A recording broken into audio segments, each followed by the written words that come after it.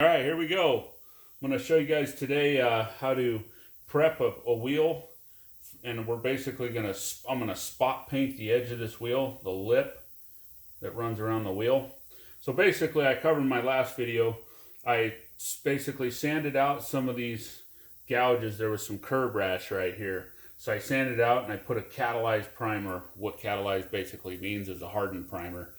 You could use a lacquer primer, but I actually used a urethane primer. So it's a little more durable, and it'll definitely be a good product in the end. So I'll kind of cover the tools that I'm going to use to prep this and my procedure and whatnot. So here we go.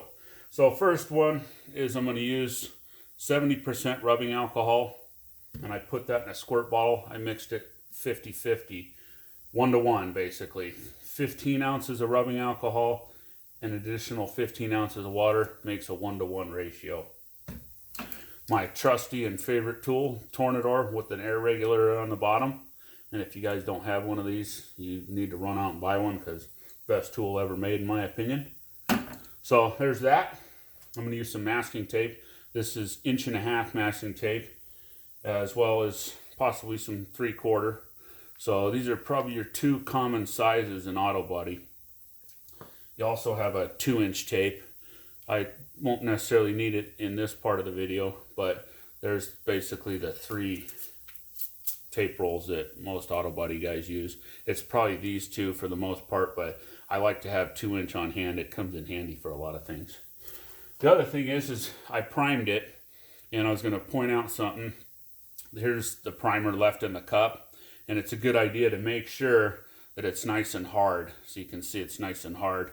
So definitely the chemical reaction happened, and so that's kind of important if you're first starting out. Also, gray Scotchbrite.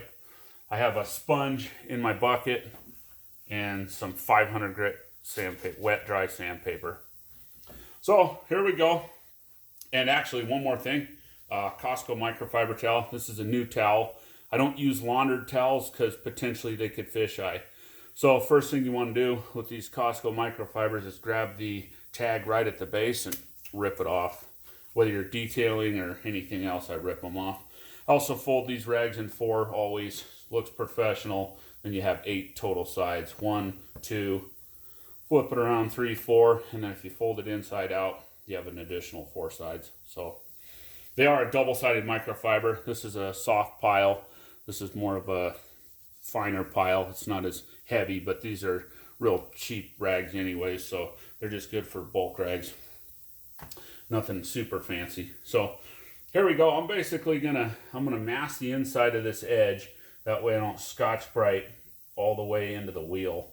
So I'll take this 3/4 inch, and basically I'm right-handed. It looks like I'm left-handed in the videos, but I'm gonna want to tack it with my left hand. And I'm going to basically mask all the way around the wheel. So I'm guiding the tape with my right hand, and I'm pressing it down with my left. And in this particular wheel, I could spot the paint partially in between and say spot it here and here, but for the, for ease of when I'm spraying it, that way I don't have to blend it or anything, I'll just spray the entire wheel. So I'm going to switch it and kind of start guiding it with my left hand.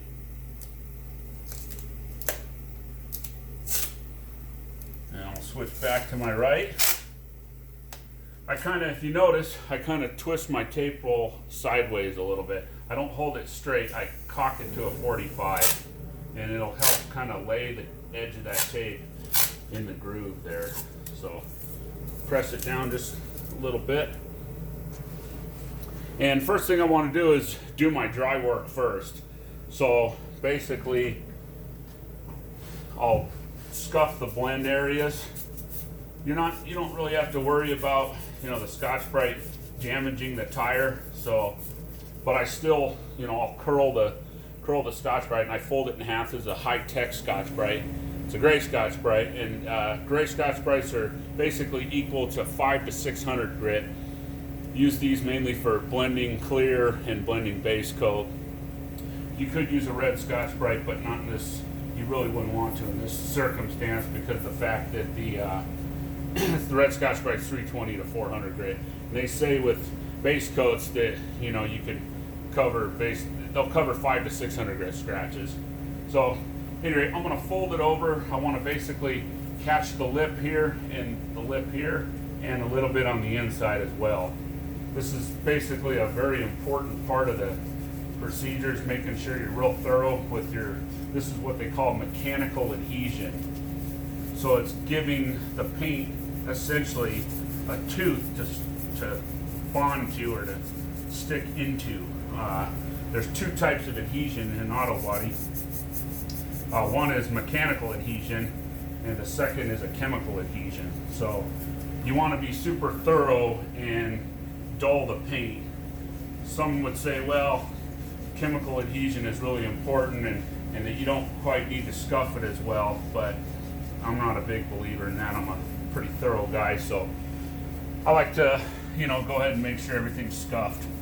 So I'm basically wrapping the lip of the Scotchbrite, or the edge of the Scotchbrite around the lip of the wheel. When you're doing it dry, it'll tend to basically gunk up with dust and whatnot, so I'll turn the Scotchbrite over so it's constantly sharp. That's kind of the beauty of wet sanding, is it constantly cleans your paper. So that's the one beauty of it, but the downside of wet sanding is you kind of can't see what you're doing. So I'll definitely do all my dry prep work first. So we'll run around this lip, and mainly you want to make sure the edge of this gets scuffed real well too, because you hit it with a power washer, you don't want it to delaminate the paint. So it's important to be thorough in all your prep work, because your paint work's only as good as your prep. So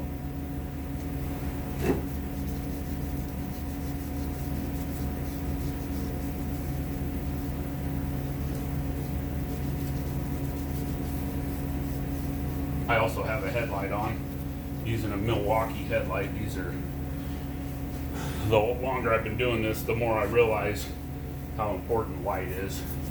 Probably because I'm getting a little older too.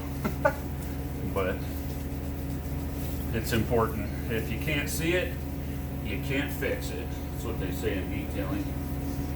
So I'm going to go ahead and fold my Scotchbrite in half just to make sure that it's clean, and I'll get a little bit better tooth, and I'm going to double check and make sure I get it nice and scuffed. You don't want to put too much pressure on this. You want to I'm a big fan of letting my products or tools do the work for me. I'm not a huge fan in really putting tons of pressure. I believe if you're using tons of pressure, you're doing something wrong. So you need to alter your technique. So I'm not going to scuff the primer too much, because I'm going to basically wet sand it, and then that'll be it. Okay, so next step is I want to take my 500 grit, and I have this kind of soaking in the bucket. One important thing that I learned, so this is a half a sheet of 500 grit. Basically, I think it might be like, I don't remember the dimensions, but 9 by 11. I cut my sheets in half, and then I fold them in thirds. That's probably the most common thing most guys do. I mean, you could obviously cut it and tear it into however big a piece you want, but this is probably exactly how most guys do it in the auto body world. So I fold it in thirds, and you have 3 sides. You should fold it equally if you can. And little trick for you guys, this is super awesome and important. So when you're wet sanding, I like to basically soak it in the bucket for 20 minutes. I put lukewarm water, and then I'll put a little dash of Dawn dish soap. That'll do a couple things. It'll help your wet sandpaper slide. It'll also clean the wheel as well. Now, I did pre-clean this wheel with degreaser, so that helps. You always want to pre-clean your panels. I pre-clean them with alcohol, degreaser, that kind of stuff, because you don't know what's on the panel.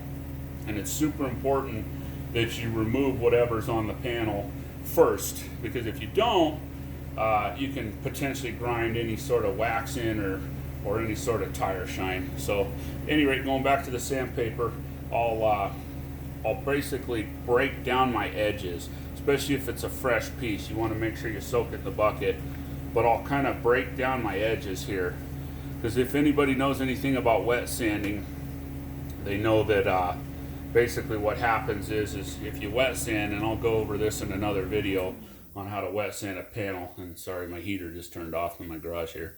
But at any rate, you'll get train track marks sometimes if the edge of your paper is too coarse. So I like to break my edges down and just kind of roll the paper back and forth just to soften the edges.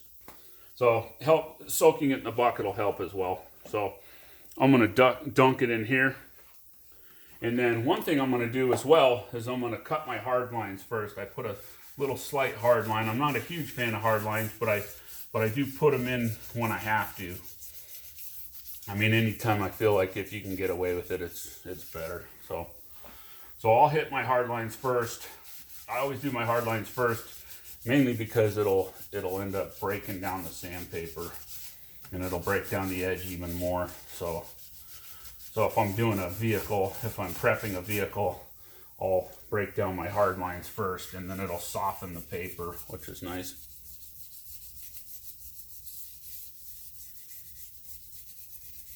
So there we go. I'll turn it over here. I'm kind of almost damp sanding it. I'm not necessarily really wet sanding it because I don't want to get a ton of water on the wheel. The more water I put on, the more I'm going to have to take off. So main thing is you want to make sure your bucket's nice and clean. You can put what they call a grit guard in the bottom of the bucket, which will help trap some of the dirt and whatnot. So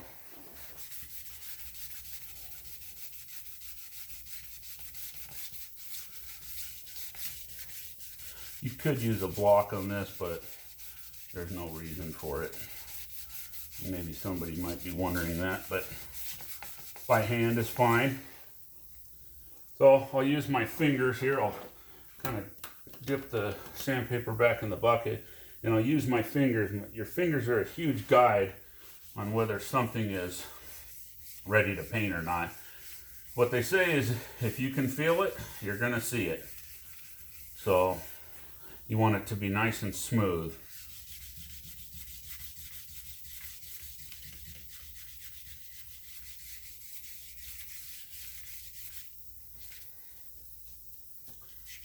So I hope you guys are having a good day today. I've been making a bunch of videos lately and hoping you guys are learning something from it. So yeah, once again, I protected the outside of the tire because this guy has a Tesla and he might be a little hurt if I sanded his tire, and I would be too. So yeah, a little 600 grit. It's perfect.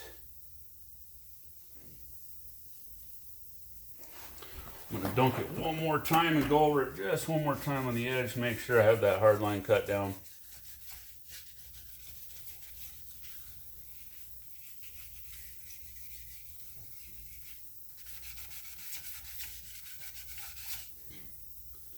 Okay,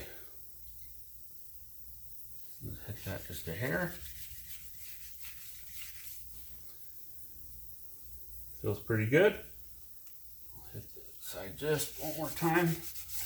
And I always want to end up sanding the face last, just to make sure if I kind of pulled my sandpaper over on the edge, there weren't any scratches here. So if you end up sanding this last, then that's the best thing in my opinion. That's another reason why I sand my hard lines first. Okay, so now what I'm going to do is take my dry Scotchbrite and I'm going to dunk it in the bucket and I'm going to wring it out so that way it's damp. So I'm just going to kind of run over it. The beauty of running over it wet is it scuffs better because it's constantly cleaning itself when you wet or damp sand. So I'm going to change positions a little bit.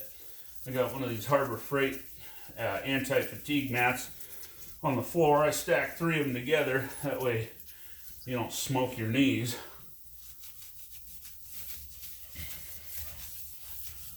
Basically, I'm going to wrap the Scotchbrite just on the edge.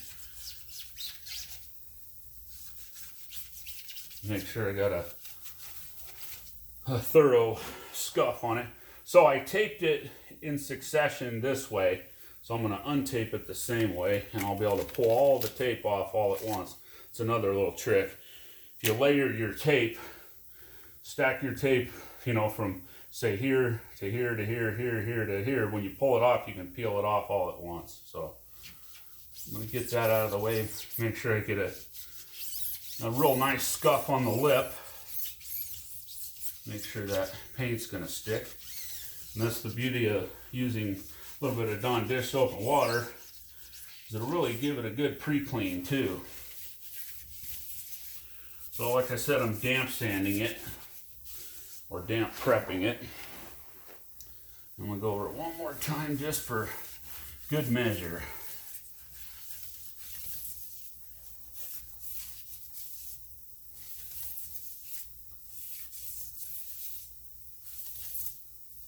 Okay, so I'm going to remove my masking tape slowly. Make sure it doesn't tear. Sometimes when you get water on masking tape, it likes to tear. So I'm going to take my sponge here and I'm going to wring it out. And I'll take this side, just kind of clean up the water a little bit.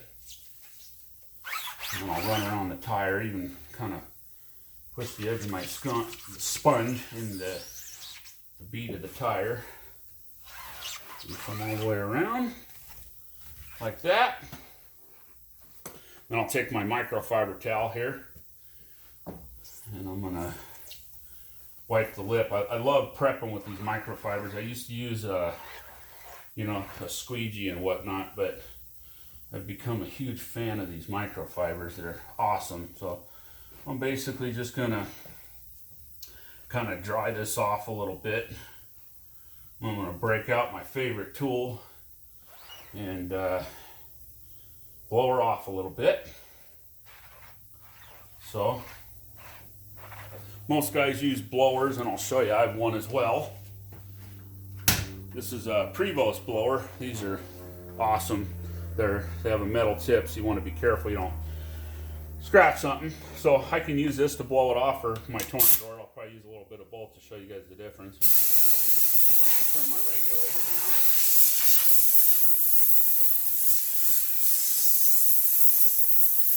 And I'll blow all the water out of that edge. So basically, hang on honey, I'm making a video. I gotta go. Okay honey. Love you. Love you. Sorry. Have a good day at school. That's my daughter Maddie. Bye. Bye. Bye honey. Bye. Love you. Alright, so, and then I'll use my Tornador.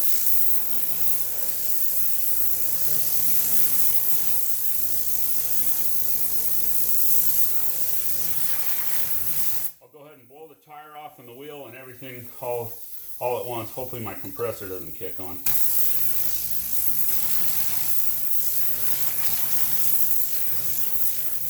Okay, so that's basically how you prep it. And I'll take this microfiber towel and I'll fold it in fours. And I'm gonna shake the alcohol up a little bit, spray the face of one side of the microfiber. You can do a light, just a mist over it. And I'm gonna clean it with the wet side. I'll go ahead and clean the tire as well. Then I'll flip it over to my other side, and I'm going to dry it. Alcohol is a good waterborne cleaner, and I use it a lot in detailing, but in auto body it's phenomenal as well. So I'll double check this. Oh yeah, it feels nice and smooth, and that's really what you're after. There's a little bit where I missed right here. I can feel a little bit of an edge. So, but that's the beauty of using the alcohol, and it's nice and clean. So there's just a little bit of an edge right there. I'll fold it in half again.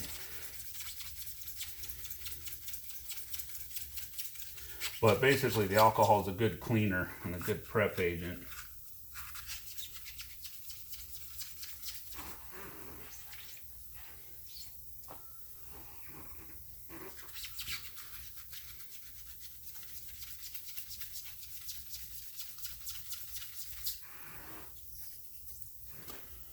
we go. Give it a quick blow one more time.